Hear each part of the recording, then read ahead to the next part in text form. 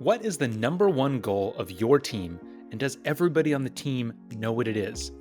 If the answer to that question is I don't know or no, then this is an episode for you. My name is Matt Jertson. I'm a former Air Force instructor pilot, former head of training and development at SpaceX, and now I am the founder of Better Everyday Studios, a leadership development company that focuses on helping technical organizations make better managers. When you're a manager, it can sometimes be hard to know exactly what your role is, right? Especially if you're a frontline manager, you are just an individual contributor and you probably still have all of that work to do. You're responsible for, approving leave and, doing performance management and giving feedback and all this kind of stuff. But I think there's an argument to be made that one of the most critical roles for any manager is the ability to communicate and set a clear vision. So if you haven't seen this show before, you haven't watched it in a while, we're in the middle of a series right now where we're diving into something that's called Google's Project Oxygen. This was a project that they did that they ended back in 2008 that was designed to answer the question, do managers matter? And they came up with eight behavior. First, they said, yes, managers do definitely matter. And then they identified 8 behaviors that make great managers. So we're in the middle of this series. Each episode of the series, we're looking at 2 different behaviors. Very often, these behaviors can kind of clash. In this case, they kind of build on one another. So the 2 behaviors that we're going to focus on today are, first, be a good communicator. Listen and share information. That whole thing is the behavior. And then the second one is have a clear vision and strategy for the team.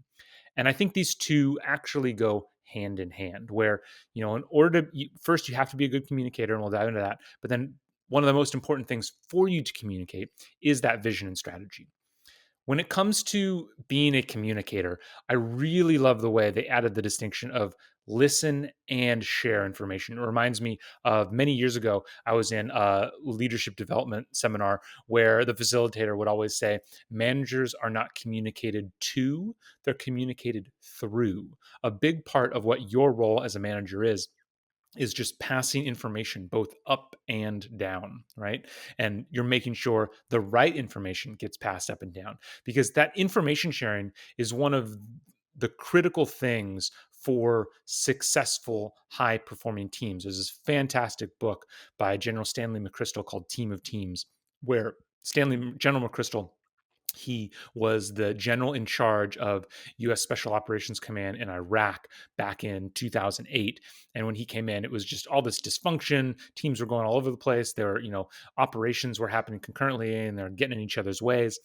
And what he did is he tried to transform Special Operations Command using this concept that he called shared consciousness. The goal was to try to make sure that as many people as possible, absolutely everyone, had the relevant information so that they could make decisions. And that's your goal as a manager. You're trying to make sure that people on your team have the information that they need in order to make good decisions. But then you also need to make sure that the executives above you, or whoever it is above you, has all the information from your team members so that they can make the best information. Really, really critical. So that means that you have to be constantly listening to everything that you can, above, below, next to you. I just love, when I used to be inside of companies, I would always just I would never put headphones on, right? Because I wanted to hear the conversations that were happening around me. So as I'm doing my work, if I hear a key phrase or a key word, I kind of like, oh, what's that going on? Don't get me wrong, you're not eavesdropping on people, okay? But you just need to be aware of what's happening around you. And then also, of course, during one-on-ones, actually listening to what people are saying. And then you're constantly processing and trying to share that information out with as many people as possible. So knowledge sharing, knowledge information, that's really important. But it turns out that's not enough if you want people to be able to make good decisions, because it's not just a matter of having the information, it's knowing the lens through which you view that information. I used to do speech and debate in both high school and college, and we had this thing called the criteria, which was something that you would put forward, and the criteria would be like, as I said before, the lens through which you're judging the debate. And so one example of a criteria might be like utilitarianism, where it's all about the ends the end result, that's the thing that you care about the most. The utility of a thing is what you're really trying to understand and judge. The means don't matter. It's like the ends.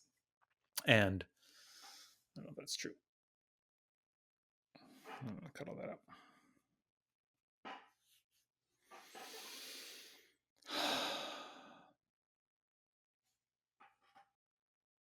But of course, just having the information isn't enough to make good decisions. In order to make a good decision, you also have to kind of have a lens through which to view that information. And the lens could come from a lot of different ways, but mainly it comes from, what are we trying to achieve? Right. And so, like, an organization will set, a vision and a strategy for a whole company, right? Where, is this a time where we're really focusing on profit, or is this a time where we're really focusing on growth? Right. I think that's a clear one that happens in a lot of startups and a lot of tech companies. You go back a few years and all of Silicon Valley, it was just like growth at all cost. Everybody was losing money, but didn't matter. We're just trying to grow.